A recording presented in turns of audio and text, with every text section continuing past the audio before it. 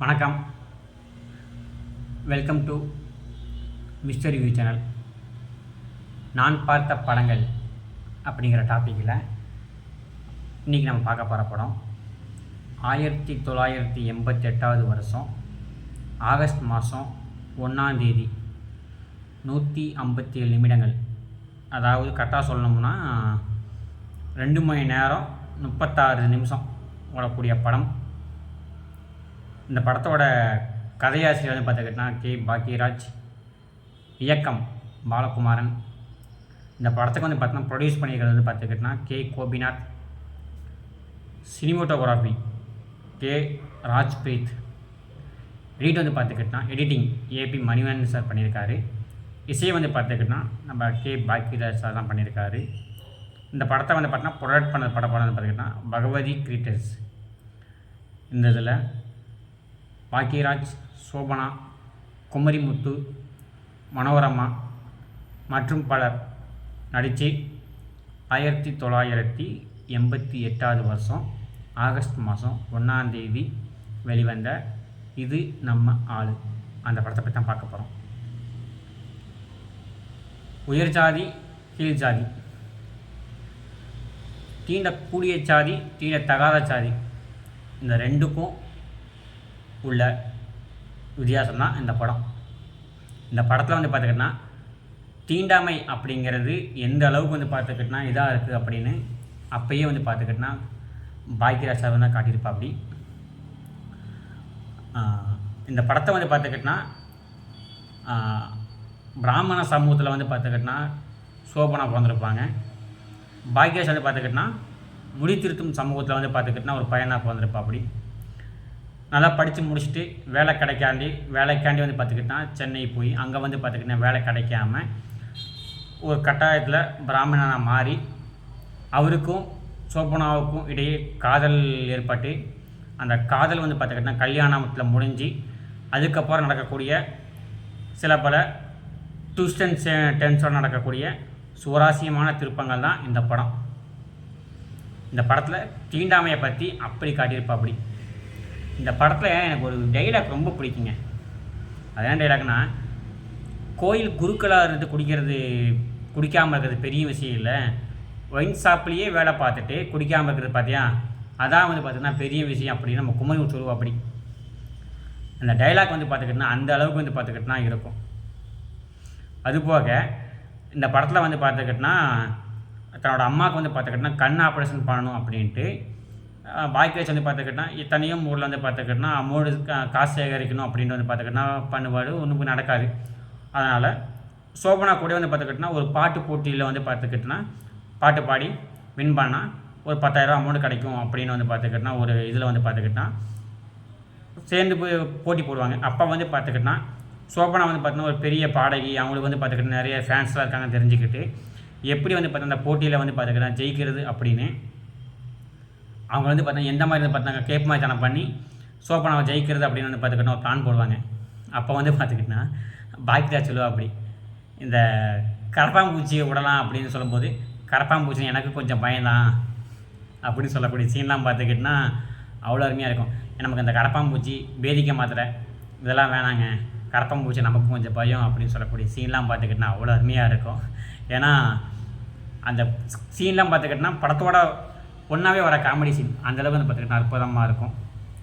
அதுபோக அந்த பாட்டு முடிஞ்ச உடனே இவர் பாக்யராஜ் வின் பண்ணிடுவா. அப்படி அப்போ வந்து பார்த்துக்கிட்டோன்னா சோபனோட தாத்தா வர ஒரு டைலாக் சொல்லுவா. அப்படி பொதுவாக சொல்லுவாங்க, பூவோடு சேர்ந்து நாரும் மணக்கும், ஆனால் இங்கே வந்து பார்த்துக்கிட்டோன்னா நாரோடு சேர்ந்து பூவும் கெட்டு போச்சுன்னு அப்படி சொல்லக்கூடிய டைலாக்லாம் பார்த்துக்கிட்டிங்கன்னா பின்னாடி நடக்கக்கூடியதை முன்னாடியே வந்து பார்த்துக்கிட்டோன்னா ஒரு ப்ரெடிக்டிபிலிட்டி மாதிரி கணிச்சு சொல்லியிருக்கிற மாதிரி தான் நான் நினைக்கிறேன். அந்த படத்தை அப்படி தான் சொல்லியிருக்கா. அப்படி அதுக்கப்புறம் பாக்யராஜுக்கும் சோபனாவுக்கும் கல்யாணம் நடந்து முடிஞ்சிடும். கல்யாணத்தப்போ உண்மையான அப்பா அம்மா வந்து பார்த்துக்கிட்டோன்னா கல்யாணத்துக்கு வந்துடுவாங்க.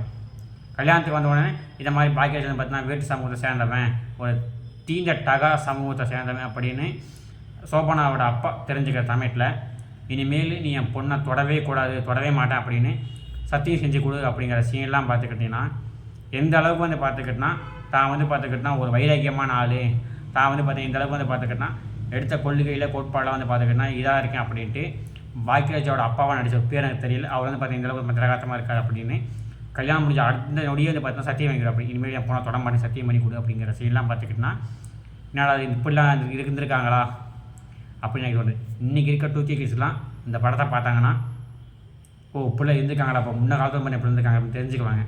ஏன்னா அந்த அளவுக்கு வந்து பார்த்துக்கிட்டிங்கன்னா இதாக இருக்கும். அடுத்த நாள் பார்த்துக்கிட்டா நம்ம மனோரமாவும் குமரி முத்தும் வந்து பார்த்துக்கிட்டனா போய் இது மாதிரி அவங்க என்னென்னமோ கேட்பாங்க. அதை வந்து பார்த்துக்கிட்டனா மனோரமா ஒரு மாதிரி சொல்லுவாங்க, எங்கள் அப்பாவும் பெரிய பண்டிகை தாங்க, எங்கள் அப்பா சொல்லி வளர்த்தது 1000 பசுமாடை கொள்றதும் ஒன்று தான், ஒரு ஐயருக்கு துரோகம் பண்ணுறதும் ஒன்று தான் அப்படின்னு சொல்லுவாங்க.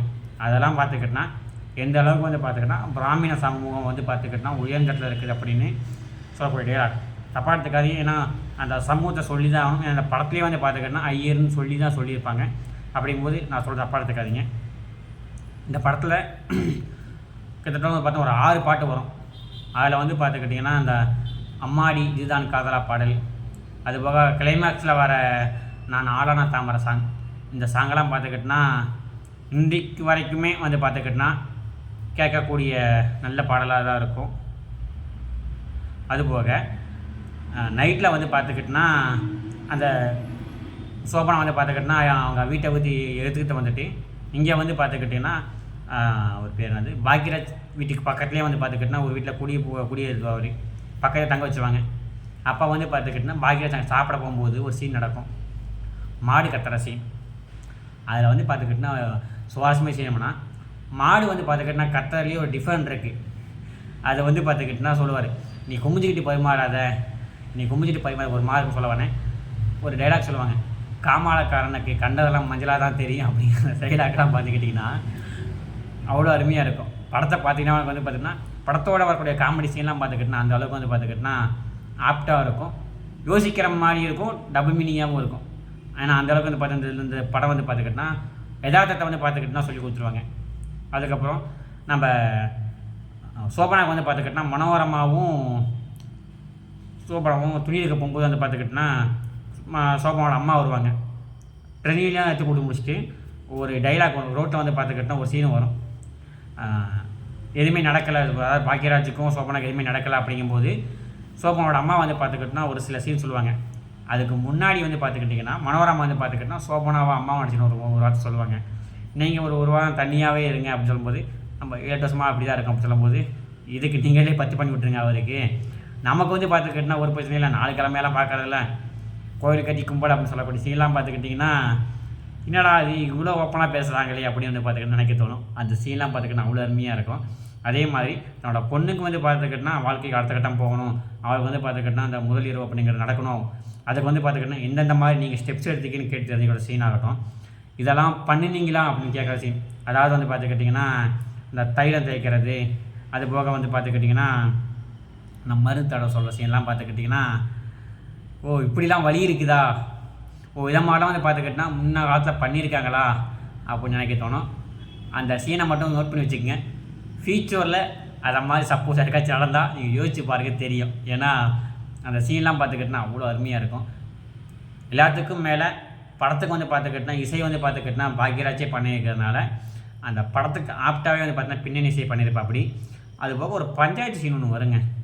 அந்த பஞ்சாயத்து சீனில் வாய் பேச முடியாத பொண்ணை வந்து பார்த்துக்கிட்டுனா எல்லாருமே வந்து பார்த்துக்கிட்டுனா இந்த பொண்ணு தான் குற்றவாளி, இந்த பொண்ணு வந்து தப்பு பண்ணியிருக்கு அப்படின்னு சொல்லி பண்ணும்போது நம்ம பாய்கேஸ் வந்து பார்த்துக்கிட்டோன்னா ஒரு மாதிரி விசாரிப்பா. அப்படி வாய் பேச முடியாதவங்களுக்கு அவங்களோட செய்கை தான் வந்து பார்த்துக்கிட்டோன்னா அவங்களோட வாய்மொழியே. நீங்கள் வந்து பார்த்துக்கிட்டிங்கன்னா அந்த பொண்ணுக்கு வந்து பார்த்துக்கிட்டனா நீங்கள் வந்து பார்த்திங்கன்னா செய்கையே காட்டாமல் நீங்கள் வந்து பார்த்துக்கிட்டனா இந்த பொண்ணை வந்து பார்த்தா குற்றம் சொல்லிங்களே, இங்கே இருக்கிற எத்தனை பேர் கூடுங்கிறது எனக்கு இப்போ தான் தெரியுது அப்படின்னு சொல்லக்கூடிய சீன்லாம் பார்த்துக்கிட்டிங்கன்னா அருமையாக இருக்கும். கண்டிப்பாக இன்றைக்கி இருக்க 2K கிட்ஸ் இந்த படத்தை கண்டிப்பாக பார்க்கலாம். டபுள் இரட்டை வசனங்கள் வந்து பார்த்துக்கிட்டனா நிறையா இருக்கும். முடிஞ்ச அளவுக்கு இந்த படத்தை வந்து பார்த்துக்கிட்டனா கொஞ்சம் தனியாக பார்க்குறது நல்லது. ஏன்னா இந்த படம் அப்படி படம் குடும்பத்தோடையும் பார்க்கலாம், அருமையான படம் தான். ஆனால் ஒரு சில சீன்லாம் பார்த்திங்கன்னா கொஞ்சம் வந்து பார்த்திங்கன்னா ஒவ்வொரு தூக்கலாக இருக்கும். அதனால் முடிஞ்ச அளவுக்கு தனியாகவே பாருங்கள்.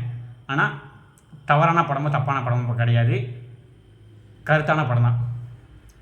கண்டிப்பாக பாருங்கள். இதே மாதிரி உங்களுக்கு வேறு ஏதாச்சும் படங்கள் பார்த்து உங்களுக்கு பிடிச்சிருந்தா அந்த படத்தை கமெண்ட் பண்ணுங்கள். அந்த படத்தை பார்த்துட்டு ரிவ்யூ பண்ணுறேன். மறக்காமல் இந்த வீடியோ பிடிச்சிருந்தா லைக் பண்ணுங்கள், கமெண்ட் பண்ணுங்கள், ஷேர் பண்ணுங்கள். எல்லாத்துக்கும் மேலே இந்த சேனலை சப்ஸ்கிரைப் பண்ணுங்கள். நீங்கள் அடிக்கிற சப்ஸ்கிரைப் தான் எனக்கு பார்த்துக்கிட்டேன் இன்னும் மோட்டிவேஷனாக இருக்கும். மீண்டும் வேறொரு படத்தில் சந்திப்போம். நன்றி, வணக்கம்.